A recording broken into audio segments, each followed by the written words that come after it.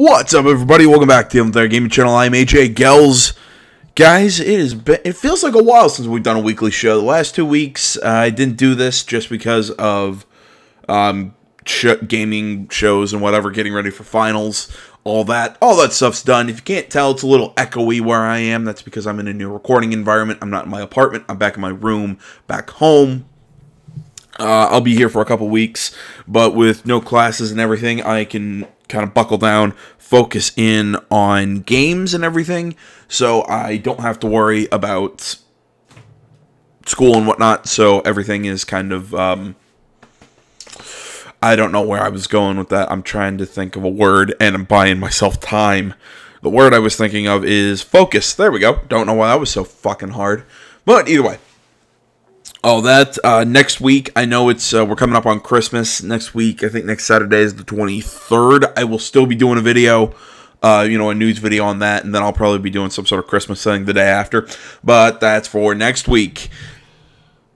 I feel like I had something else. I every week, I need to write what I need to say down, and I can't remember. Either way, let's start this week off with some big news. It's not necessarily video game news, but it's big pop culture stuff. Still felt like I wanted to talk about this. And this is that Disney has officially bought 21st Century Fox for $52.4 billion. That, as this says, will include FX and Fox's stake in Hulu. So basically, this is Disney buying Family Guy, the Marvel properties that they don't already own, so they have Deadpool now. They have James Cameron's Avatar. I mean, right now, what was it? It was a Futurama joke of one of the first times that we saw the Wongs on Mars, and they said trying to brand everything that all their stuff, and they're just like, well, we just find it easier to brand everything that's not ours. And that's basically what Disney is doing now. Disney owns just about everything. And some people are worried that, oh, well, this is Disney forming some sort of media, come on, brain, monopoly or something. Personally, I don't really mind. It does make me a little worried a little bit every time, something big like this happens, just because I have a fear and a front to change. But, yeah, and I'll link this article so you can read it. We're not going to go through the article because this isn't really video game stuff, but I'll link the article so you can go back and read it. But one thing that did make me really happy in that is that Deadpool will stay rated R. And Disney apparently sees opportunity for R-rated Marvel brand. So there we go. There we go. Super glad for that. This makes me not as worried. This makes me think that maybe Family Guy will still be able to be Family Guy. The Simpsons will still be able to do their thing. Obviously, if they're letting Deadpool stay rated R, then Deadpool's still going to be doing its thing.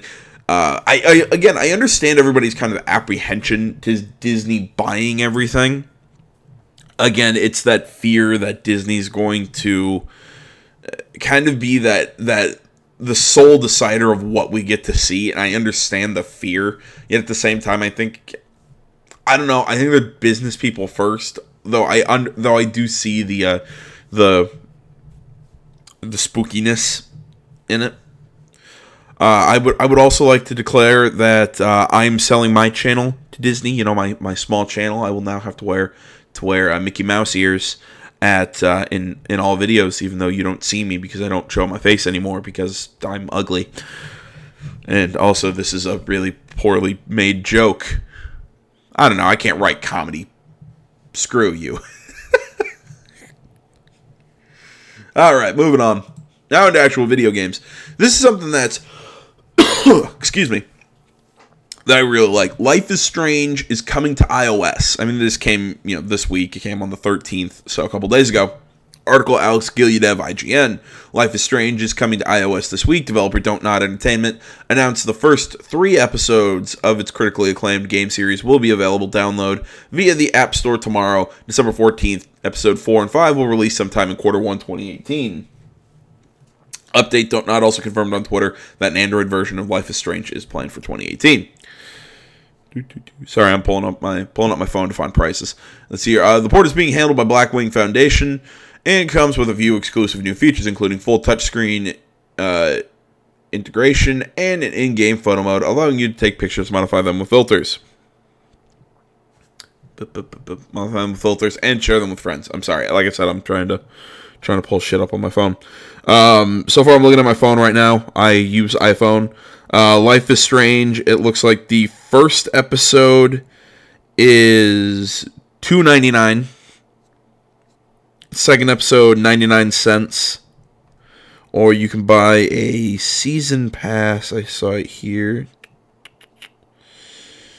Yes, I know. I should have looked this shit up before. Season pass, which is episodes 2 through 5 for $8.99. So it's looking about $10, $11 for the season pass. I think actually buying them individually might be cheaper for iPhone. But I think this is a good place for the game. So, also included are Life is Strange iMessage stickers and the ability to share your game progress on social media and compare your story choices. The port is also being built with Unreal Engine 4. Life is Strange follows high schooler Max Caulfield, who discovers she can rewind time while saving her best friend Chloe Price. Max and Chloe soon begin to investigate the disappearance of a fellow student, Rachel Amber. For IGN's thoughts on Life is Strange, read our series review. Life is Strange prequel Before the Storm is due to get its final installment on December 20th. Life is Strange 2 is currently in development, though there's no word on it yet for a release date. Okay, so far, just a few thoughts on the franchise in general, because like I said, I mean, this is fairly straightforward. I gave you an idea of the price on iPhone. I'm not going to buy it on iPhone because I have it on PS4. I liked Life is Strange. My biggest complaint with the game was the fact that they tried to mix genres. They tried to do like this detective sci-fi after-school special. It felt like they were trying to do like 4 or 5 different genre of games and throw them all together, and it just didn't... It ended up grinding a little bit. Overall, though, I still enjoyed Life is Strange. I know some people didn't. Some people mock it. Some people rip me for loving the game, but I would still suggest it. I mean, it's a good game. If you don't already have it, I think iPhone is a good place for these kind of Telltale-esque games. The next thing I want to talk about was Life is Strange Before the Storm, which, I'm definitely playing episode 4, or episode 3, and I also have the bonus episode. But I really like Before the Storm. I thought the first episode was great. I think the second episode took a step back, just because I think they're not focusing on the right things. I think they should be focusing more on Chloe and Rachel than they were with what they were focusing on in the last game, because they're still trying to do this story in Arcadia Bay and all this, but it feels like it's not connected to Rachel and Chloe's story. At the same time, I like how they're trying to keep it more in like one genre. Personally, I really like how they've written Chloe in this one. The new voice actor, nothing against Ashley Birch, but I really like the new voice actor. I think she's really nailing Chloe's character.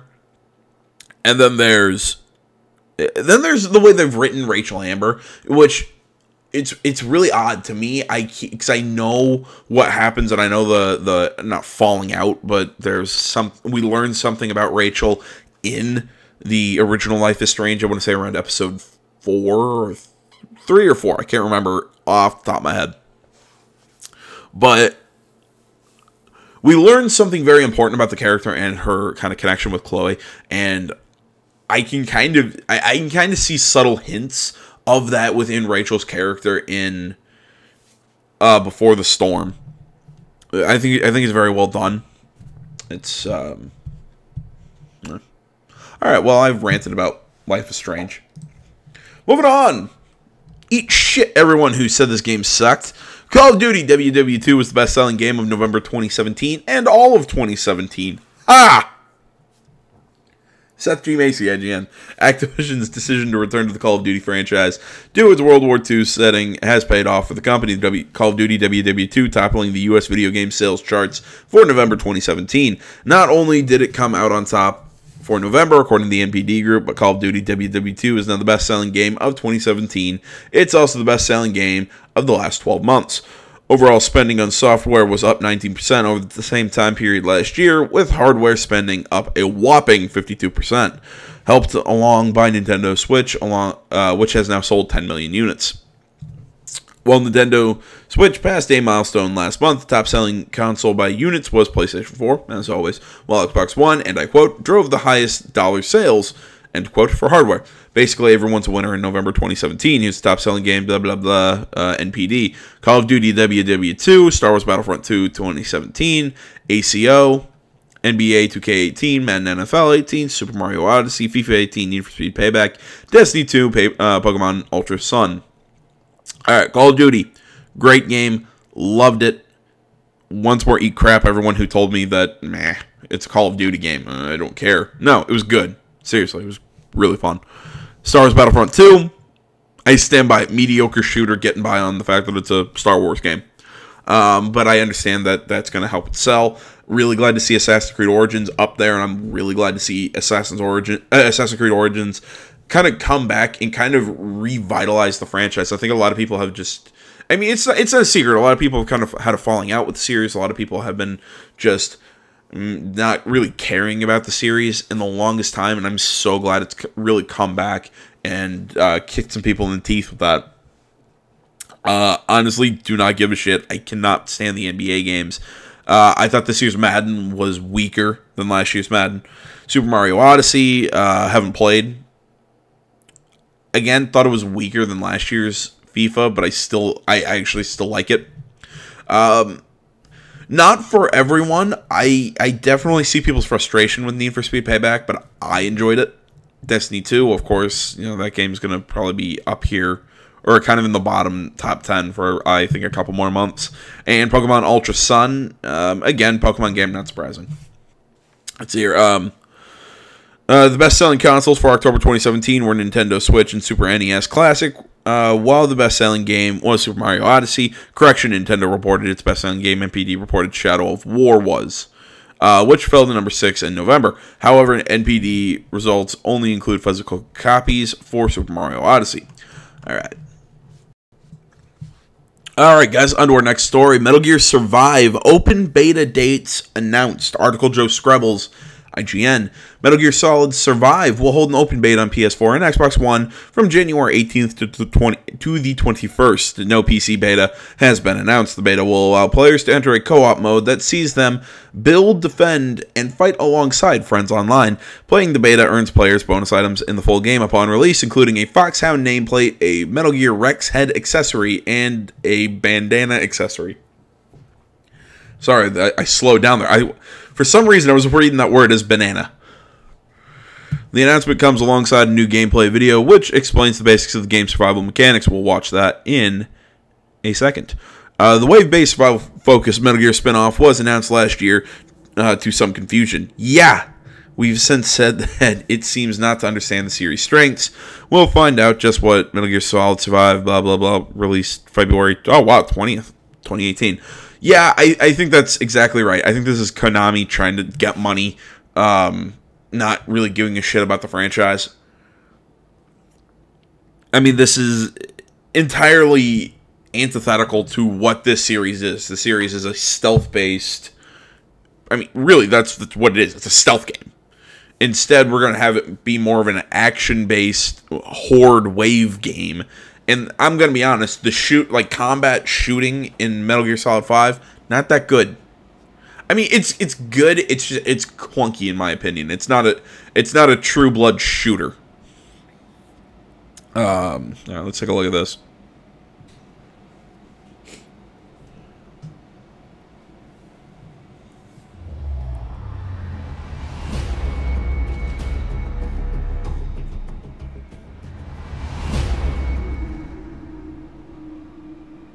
はい、こんにちは、メタルギアサバイブプロデューサーのこれからです。本日は、皆様に、メタルギアサバイブのシングルプレイについて紹介したいと思います。メタルギアサバイブはですね、メタルギアソリッド5、MGS5 のスピンオフゲームです。MGS5 で好評だったゲームシステムやアクション性を生かして、サバイバル要素の強いストーリーモードであるシングルプレイ、そして仲間と。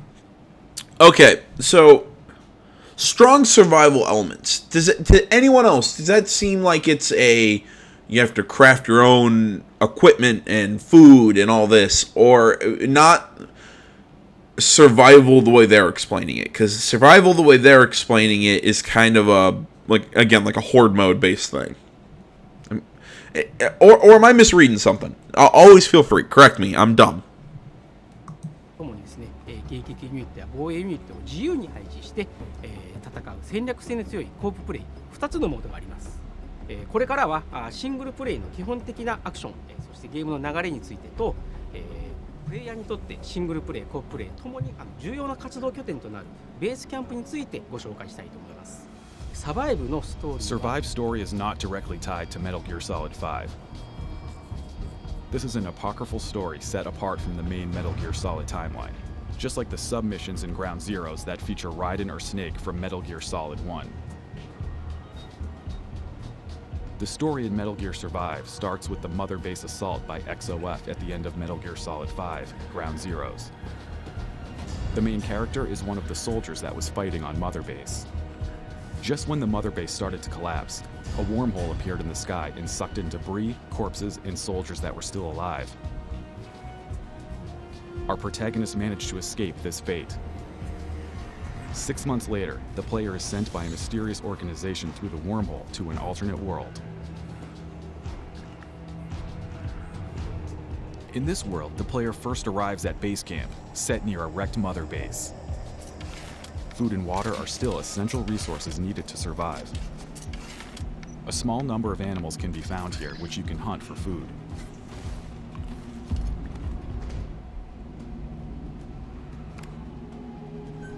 Crafting is also very important when you prepare for missions. A lot of materials can be found throughout the world that are useful for crafting. You can collect them and bring them back to base camp. Crafting objects requires materials and recipes. You can come up with your own recipes when it comes to cooking, but for powerful items and weapons, you need to get the recipes as rewards in multiplayer. See, I don't like that. You know, I mean, up until that point, I was actually sitting here going, you know what? Okay, you're actually selling me a little bit here. Because I was thinking that it was going to be more kind of like horde mode stuff, but now knowing that there's like actual crafting and actual like survival whatever, I think this world actually now starts to work. Plus it looks like they've retooled the combat mechanics a little bit. It looks I don't know, it doesn't look like it used to me. But now hearing that oh, to get more powerful crafting recipes, you have to play multiplayer. I don't like that you have to do anything. You know, I don't like being told what to do. But especially with this, I don't want to play these games with other people. Mostly because other people ruin it. I'm just, although on Saturdays when I do drunk multiplayer, anybody who wants to play, message me and we'll set something up. but seriously, for the most part, I don't like playing multiplayer. I prefer single player. I mean, depending on my mood, whatever. But I just don't like that concept. Firearms are very powerful, but ammunition is a scarce resource, so use them wisely. There are a lot of melee weapons in Metal Gear Survive. Every weapon has unique characteristics, so you can choose one according to the combat situation, or just use your favorite. Now we've collected enough materials to craft an oxygen tank. Base camp is enshrouded by a poisonous mist, so we need an oxygen tank to enter this mist. If the oxygen level drops to 0, it's certain death. We need to keep an eye on its levels. You're nearly out of oxygen. The story progresses by clearing the main missions. Optional side missions are also available. Both main missions and side missions that are available are displayed on the map. Okay, with the focus on melee weapons, is anybody else kind of getting a trying to think here, kind of like a Dead Rising feel? So it's like Metal Gear it's like Metal Gear Dead Rising hybrid. Materials and even people from different places and times are randomly teleported to this world from time to time. It's important for the player to collect materials as they are progressing on their mission. Let's explore the surroundings while being careful of wanderers. If you get spotted by a wanderer, it will call others and attack in force. I recommend you sneak behind the creature's back or kill it with a silent weapon, such as a bow. You can only carry a limited number of arrows, but fortunately, you can pick up the ones you fired. Containers will give you precious items and recipes. You can destroy them to get the items faster, but you can also take more time and open them silently. We found a female survivor. She's still alive. Let's hurry to bring her back to base camp. Thank you. The materials you collect are not only used for crafting, but also for strengthening the base camp's defenses. You can build many types of facilities in your base camp. You can farm crops, build water tanks, or facilities to develop better items and weapons. Furthermore, you never know when the Wanderers will attack your base camp. You have to be prepared for it at any time. Don't forget to set your defenses. People you've saved will join your crew. By assigning them to the right team, you'll be able to develop your camp further and faster. One of the most unique features of this game is that you can also place the defensive units or interceptor units wherever you want. There are many ways to face the same situation. Where to place the units and what weapons to use is totally up to the players and their strategies. In co-op mode, players may encounter strong enemies or hordes that cannot be fought alone. Cooperate with your teammates to take them down. All the weapons and items are common to both single player and co-op multiplayer. Players can use materials collected in the campaign and rewards earned in co-op to further develop base camp, reinforce weapons and items, and beat the hardest missions. はい、いかがでしたでしょうか。シングルプレイの基本的なゲームの流れやアクションについて、少しでありますがご理解いただけたのではないでしょうか。これまでメタルギアシリーズはメタルギアオンラインのように本編のシステムを使って本編とは違う遊びを提供してきました。メタルギアサバイブは MGS5 で好評だったゲームシステム、アクション性を生かしてサバイバル、コープといったゲーム性を加えることで新しい遊びを皆様にお届けしたいと思っています。最後になりますが、来年の1月オープンベータを開始する予定です。皆様もぜひご自身の手でメタルギアサバイブのゲームプレイを体験してみていただけないでしょうか。本日はどうもありがとうございました。 Okay, you know what? At that, I gotta say, that actually at least sold me on playing the beta. I might not have played the beta if it wasn't for that video. I really... It's not exactly what I thought in some ways. In other ways, it kind of is. I'm not sure how much I love it, but I'll definitely give this a shot come January 18th. I'll probably be playing it on the channel if anybody wants to watch, and if it's truly multiplayer, if anybody wants to play, we'll do that. Yeah, that's interesting. I've never thought that like true survival game sort of things would work with this game, but oh, who knows? I'll give them a shot. All right, let's move on. We got Wasteland 2 Director's Cut coming to the Nintendo Switch. Personally, I think this is a great place for this game. I think the Switch needs more games like these. Like, needs more like old school, like RPGs and whatnot. I think this is exactly what this kind of... This is a game for this kind of platform. It's like with Valkyria Chronicles 2 coming to the Switch. Or not Valkyria Chronicles 2, Valkyria Chronicles 4 coming to the Switch. I can't wait for that. That's going to be super fun. I'm probably going to play it on the Switch, not on PlayStation 4. Although I might get it for PlayStation 4 just because I want to play with trophies. But that's a different thing.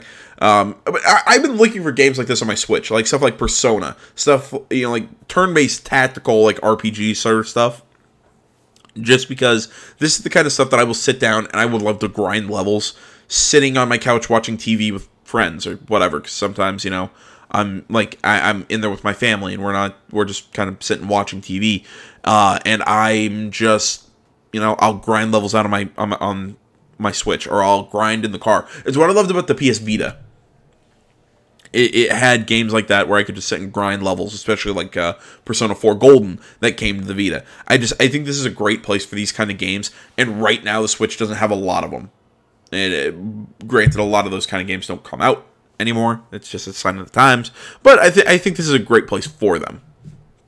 It's now that I've done my little rant, article Alex Gileadev, IGN, In Exile, Entertainment's post-apocalyptic RPG Wasteland 2 will be coming to Nintendo Switch. In Exile founder Brian Fargo announced on the news on Twitter, sharing a picture of a director's cut menu on a Switch console. However, no other details are known about the port, including a release date. Fargo later confirmed the same team, which ported A Bard's Tale to iOS and Android, will handle the Switch port. The news was met with a positive reaction from Nintendo fans as Fargo tweeted, and I quote, "I have to give props to Nintendo owners for your love of the machine. My Wasteland Switch screenshot had the greatest traction and most anything I've ever seen. For more on the game, check out IGN's Wasteland 2 Director's Cut, which came out in 2015, PlayStation 4, Xbox One. In Exile is currently working on Wasteland 3, which will include co-op." Yeah, Wasteland, really cool game. It's sort of Fallout-ish, but I think this is kind of one of those games that, like, inspired the Fallout universe. I'm not sure which came first, Fallout or Wasteland, or the original Wasteland, but it's turn-based, kind of a grid-based RPG style. Really fun, really quirky. Great game if you haven't played it. Although I wouldn't play it on PS4 or Xbox One just because the text size, like the words written, are so damn small. It's really hard to read. So I would say play it on PS4 or not PS4. Play it on PC if you can, or maybe the Switch when it comes out. Maybe they fix that problem. Moving on, Conan Exiles official release date collector's edition has been announced. Article Alex Gileadev, IGN. Conan Exiles will be released for PlayStation 4, Xbox One, and PC on May 8th, 2018. Let's see here. Developer Funcom announced the multiplayer Barbarian survival game will be leaving Steam Early Access and the Xbox Game Preview program next year. PC version will be priced at $39.99, while the Xbox One and PS4 versions will cost $49.99. Conan Exiles has been in Early Access all year and can currently be purchased for PC for $29 and for $49.99 on Xbox One's Game Preview program. Those who purchase the game on PC and Xbox One digitally prior to release will receive the Conan Royal Armor in-game item. Digital pre-orders on PS4 will start at a later date. Forgot a word there. And will also include the same in-game item. Conan Exiles will be getting a physical retail version as well. You can now pre-order physical Day One edition version of the game from select retailers, and it comes with a printed map of the Exile lands as well as the Conan Atlantean Sword in-game item, which will only be available via pre-orders. I promise I can read. It's just right now it's not flowing well. Lastly, a collector's edition of the game is now available to pre-order. It features a custom comic book, 3 soundtracks from Age of Conan, Hyborian Adventures, Age of Conan, Rise of the Godslayer, and Conan Exiles, a physical world map, 6 digital comic books, a digital RPG book, a physical print art book, and a 15cm 6-inch Conan the Barbarian polyresin figure for more blah blah blah blah blah. I don't know. I still question how I feel about this game. I mostly covered the story just kind of to say, hey, here's the release date. All in all, I think it's interesting. Again, it's just don't want to play with other people. I get in kindergarten. I got those like didn't play well with others check marks on my report cards. Moving on, Take-Two announces new label Private Division. Article Jordan Serrani, IGN. Take-Two Interactive announced Private Division, a new publishing label for independent developers. Private Division has already partnered to publish games from different development studios, including unannounced RPG from Obsidian Entertainment, helmed by Fallout co-creators Tim Conan and Leonard Boyarsky. Is that correct? Dear God, let this be another Fallout game like Fallout New Vegas. I'm hoping. I doubt it, but Ancestors: The Humankind Odyssey from Patrice from Panache. I don't know how. I'm I'm going to say Panache Digital Game Studio, led by Assassin's Creed director Patrice Desilets, something like that. From what I've seen, the game's interesting. It's all about evolution. You start as like a monkey of some sort, and then you take certain evolutionary trees that will allow you to do different things in the game and just survive generation after generation while slowly just evolving the character and everything. A very interesting concept. Kind of reminds me of I want to say Spore, but I could be incorrect on the game. Interesting concept. RPG codenamed Project White from the Outsider studio, founded by ex-DICE developers David Goldfarb and Ben Cousins. Unannounced sci-fi first-person shooter from V1 Interactive studio, founded by Halo co-creator Marcus Leto. Kerbal Space Program.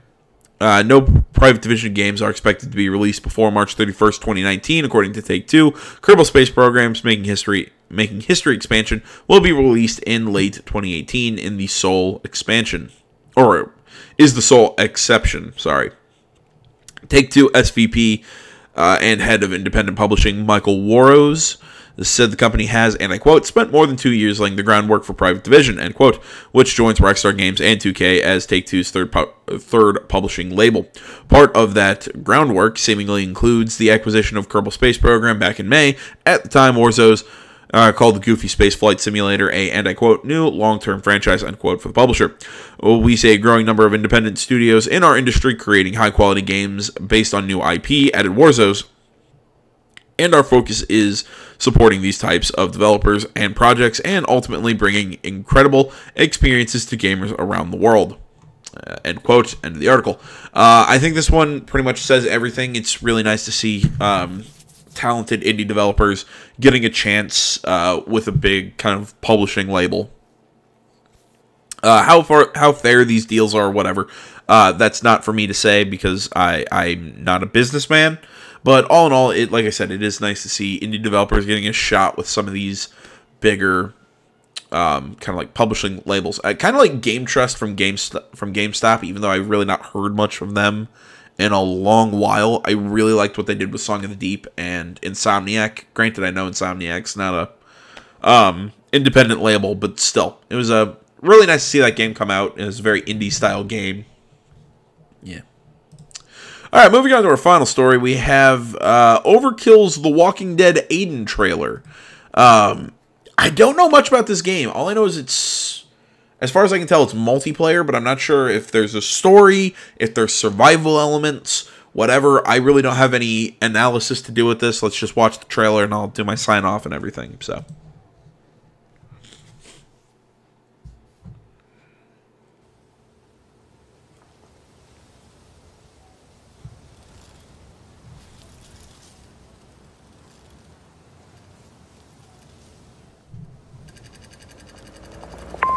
Yo, bro, why don't you pick up some groceries on your way back, alright? We're running kind of low, and don't tell Mom, alright, but I'm broke. Son, while you're living in D.C., we have to set some ground rules when your brother comes to stay with you.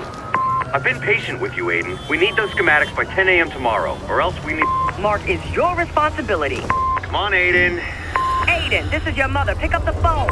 Aiden, pick up the phone, man. Aiden. Aiden. Aiden.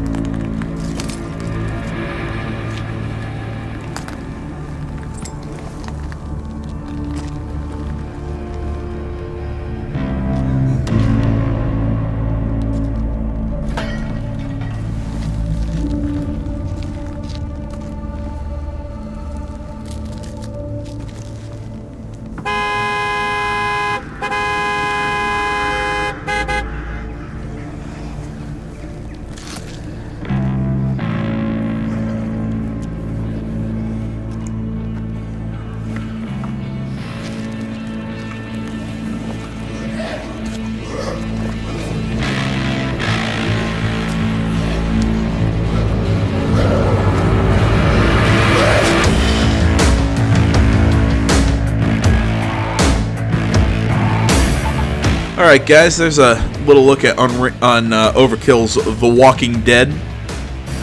Like I said, I still don't know much about this game, in all honesty. I know it's got multiplayer of some sort.